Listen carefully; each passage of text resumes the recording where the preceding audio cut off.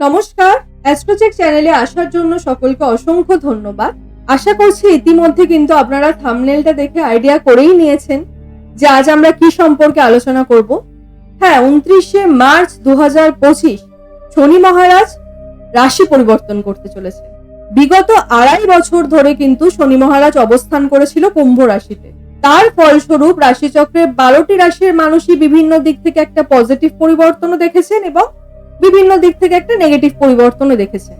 তবে 29শে মার্চ যে মাত্রই শনি মহারাজ কুম্ভ রাশিকে অতিক্রম করে মীন রাশিতে প্রবেশ করবে, তার ফলস্বরূপ বৃষ রাশির জাতক জাতিকারা ঠিক কোন কোন দিকে পজিটিভ পরিবর্তন দেখতে পাবেন এবং কোন কোন জায়গায় নেগেটিভ পরিবর্তন আসবে, সেই সমস্ত কিছু সম্পর্কে কিন্তু আজ আমরা এই ভিডিওর মাধ্যমে তুলে ধরার চেষ্টা করব এবং ভিডিওটিতে কিন্তু অত্যন্ত সহজ সরল ভাষায় আপনাদের বোঝাবো। আপনারা একটু যদি মন দিয়ে শোনেন না, আশা করছি কিন্তু পুরো ভিডিওটাই আপনারা অত্যন্ত সহজভাবে বুঝতে পারবেন। এই ভিডিওর মাধ্যমে আমরা আলোচনা করব যে শনি মহারাজ আগামী 2.5 বছর আপনাদের রাশি সাপেক্ষে কোন ঘরে বিরাজমান থাকবে এবং সেই ঘর থেকে আমরা কি ফলের আশা রাখতে পারি এবং তার যে 3টি দৃষ্টি, তার 3টি দৃষ্টি কোন কোন জায়গায় থাকছে এবং সেখান থেকে আমরা কি ফলের আশা করতে পারি, সেই সমস্ত কিছু সম্পর্কে কিন্তু এই ভিডিওর মাধ্যমে আমরা তুলে ধরবো। তাই সকলকে বলবো ভিডিওটি স্কিপ না করে সম্পূর্ণ দেখুন। আর আজকের এই যে আলোচনা তা কিন্তু চন্দ্র রাশির উপর আধারিত এবং এটি একটি সার্বিকভাবে আলোচনা।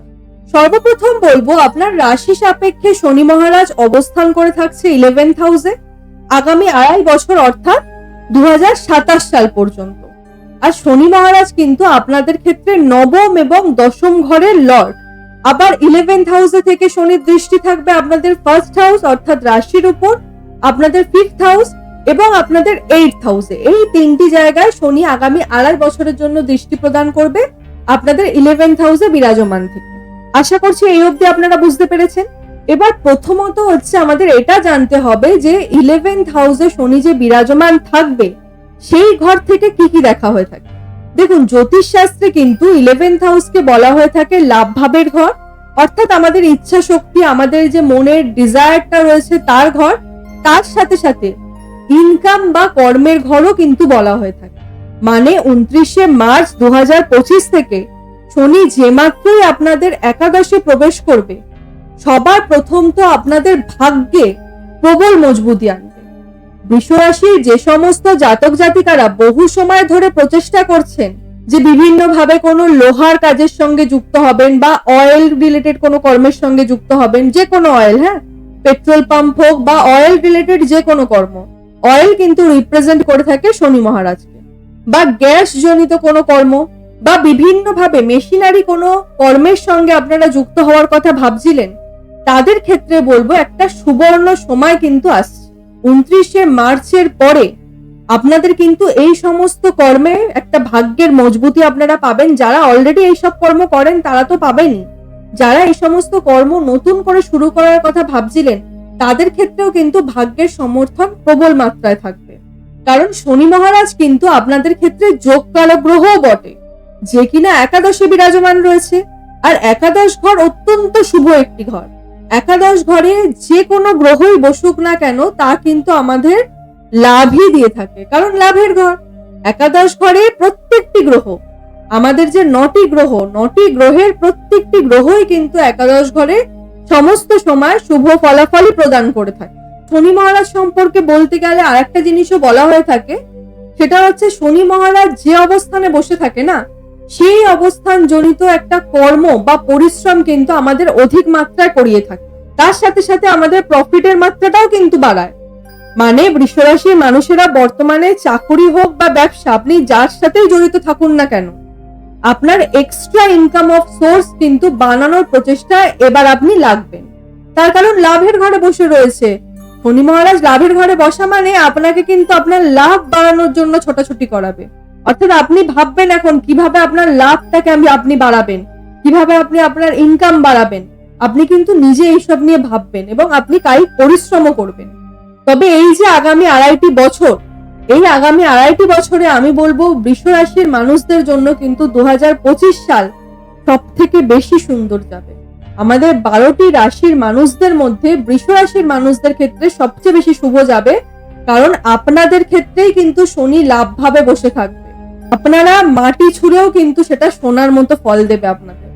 অর্থাৎ খালি কর্ম করার কথা ভাবুন, আপনারা কি কর্ম করবেন কি করবেন না এই নিয়ে সময় নষ্ট করবেন না। আপনি যেই কর্মই করুন না কেন সেই কর্মেই কিন্তু আপনি সাফল্যটা পাবেন।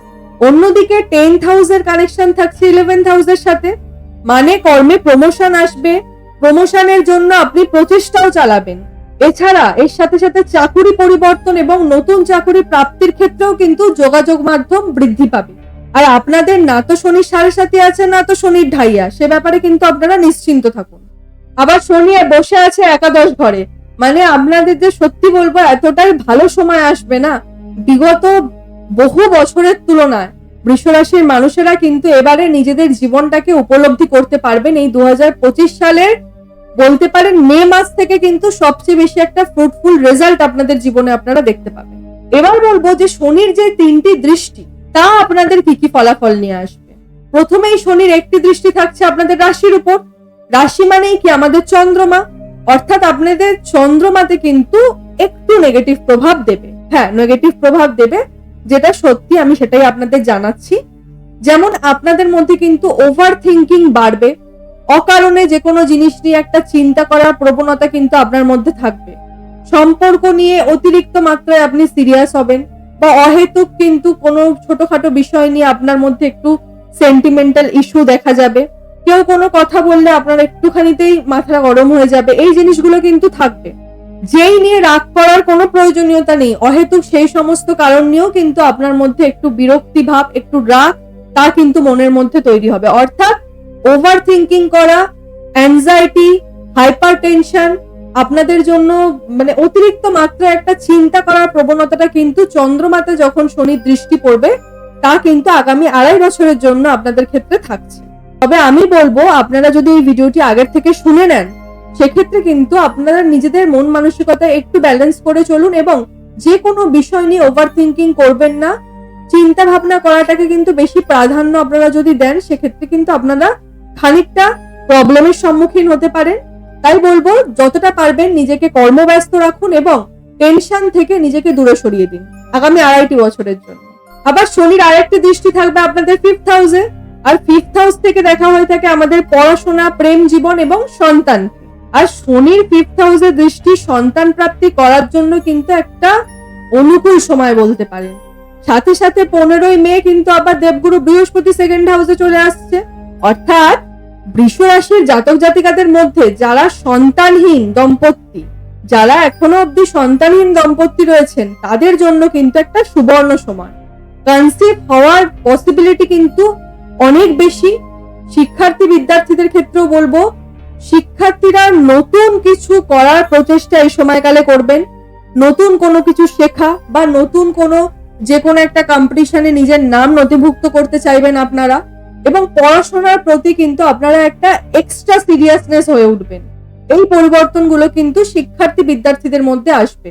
এবং আপনাদের 9th হাউস এবং 10th হাউসের লর্ড হয়ে শনি একাদশে বসে আছে, মানে যে কাজেই আপনি হাত দেবেন, আমি একটু আগেও বললাম, তাতেই কিন্তু আপনারা সাকসেসফুল হতে পারবেন। 2025 সাল যদি আমাদের বলা হয় যে কোন রাশির জন্য এক কথায় ভালো যাবে, তা কিন্তু বৃষ রাশি। এই এপ্রিল থেকে কিন্তু আপনাদের জীবনে শুভ সময়ের পুরো সূচনা হয়ে গেল আগামী 2.5 বছরের জন্য। শনি মহারাজ এই লাভ ভাবে 2027 সাল পর্যন্ত থাকবে। আর এই সময়কালটাকে যদি আপনারা কাজে লাগাতে পারেন তাহলে বলবো বৃষ রাশির মানুষদের কিন্তু কপাল ঘুরবে। আবার শনির অন্তিম দৃষ্টি থাকছে আপনাদের 8th হাউসে, তার মানে কি এই সময়কালে আপনি নতুন কিছু নলেজ গেইন করতে চাইবেন যেটা আপনি হয়তো আগে কখনো শেখেননি। মানে কোনো কিছু নিয়ে রিসার্চ করা বা গবেষণামূলক কোনো কর্মে যুক্ত হওয়া, তার সাথে সাথে অকাল সায়েন্স বা অ্যাস্ট্রোলজি বা নিউমারোলজি এই সমস্ত জিনিস একটা শেখার প্রতি আপনার আকর্ষণ কিন্তু অতিরিক্ত মাত্রায় বৃদ্ধি পাবে।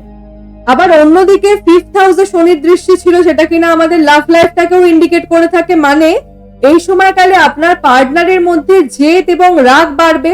মোটের উপর শনির এই যে দৃষ্টি বা শনির এই যে রাশি পরিবর্তন বৃষ রাশির মানুষদের জীবন যেমন কিছু নেগেটিভ প্রভাব নিয়ে আসবে, তেমন কিন্তু কিছু পজিটিভ প্রভাবও থাকছে। তবে যদি বলা হয় পজিটিভ প্রভাবটাই কিন্তু আপনাদের জীবনে বেশি থাকবে।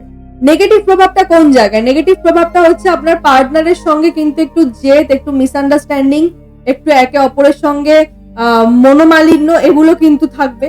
তবে যদি ফিনান্সিয়ালি যদি বলা হয়, বৃষ রাশির মানুষেরা কিন্তু প্রবল মাত্রায় আর্থিক দিক থেকে মজবুত হবে এই 2.5 বছরে। কারণ আপনাদের ক্ষেত্রে শনি কিন্তু যোগকারক গ্রহ, যে কিনা 30 বছর পর আপনাদের লাভ ভাবে গোচর করছে। মানে ফিনান্সিয়ালি 2027 সাল পর্যন্ত আপনারা কিন্তু নিশ্চিত রূপে নিজেদের কপালকে ঘোরাতে পারবে, আর তা করতে কিন্তু শনি মহারাজ স্বয়ং আপনাদের সাহায্য করবে। এই সময়কালে বৃষ রাশির মানুষদের জন্য বলবো, আপনারা যদি পারেন শুক্রের বীজ মন্ত্র আপনারা পাঠ করতে পারেন, তার সাথে সাথে হনুমান চল্লিশা যদি আপনারা পাঠ করতে পারেন আপনাদের ক্ষেত্রে শুভ থাকবে। আজকের মতো আলোচনাটি এ পর্যন্তই। আলোচনাটি কেমন লাগলো অবশ্যই জানাবেন। সকলে সুস্থ থাকবেন, ভালো থাকবেন, সকলের মনস্কামনা পূর্ণ হোক, এ আশা রেখে আজকের এই অনুষ্ঠানটি এখানেই সমাপ্তি করলাম। ধন্যবাদ।